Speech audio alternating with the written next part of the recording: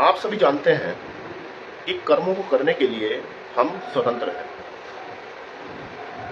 और फल पाने के लिए हम परतंत्र हैं। अर्थात जब हम कर्म करेंगे तो उसके बाद परमात्मा हमें फल देगा।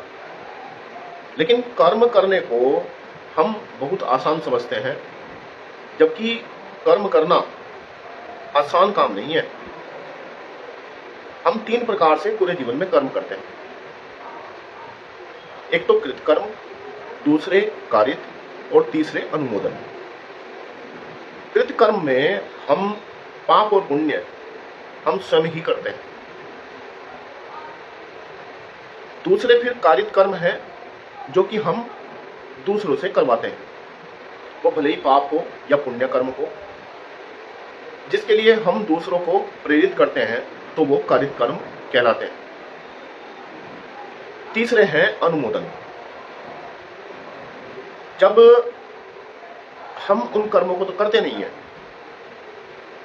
हाँ, हम दूसरे के किए हुए कर्मों का समर्थन कर देते हैं, वो भले ही चाहे पाप हो, वो भले ही पुण्य हो।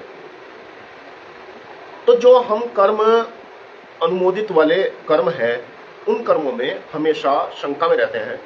हमें शंका ये होती है कि ये तो कर्म हमने किया ही नहीं है, तो इसका फल हमें क्यों मिलेगा, इस कर्म का आशय हमारे लिए क्यों बनेगा, जबकि ऐसा नहीं है। जब कोई व्यक्ति पाप करता है या पुण्य करता है, हम उसका अगर समर्थन कर देते हैं तो उसके कर्म का आशय हमारे लिए अवश्य बनेगा। वो हमारे लिए पाप या पुण्य फल अवश्य देगा।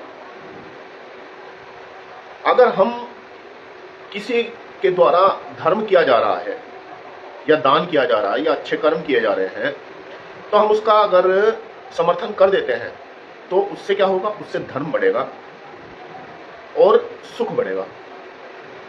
लेकिन हम किसी के द्वारा किए गए अधर्म का समर्थन कर देते हैं तो उससे अधर्म बढ़ेगा, पाप बढ़ेगा, अपराध बढ़ेगा।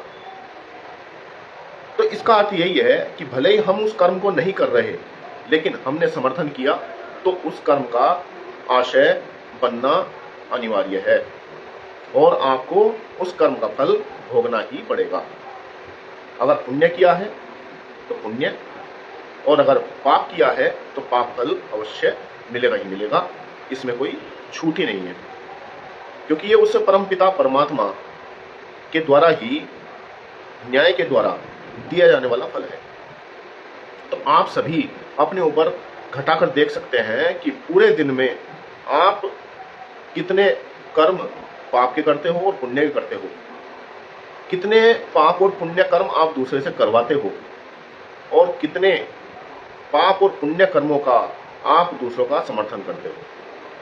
अगर उसमें पुण्य की संख्या अधिक है तो आपका लाभ है, और अगर पाप की अधिक है तो उसमें आपकी हानि ही हानि है, और ये अवश्य होती ही है।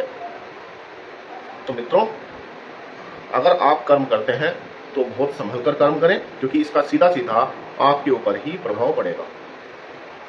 धन्यवाद। नमस्ते।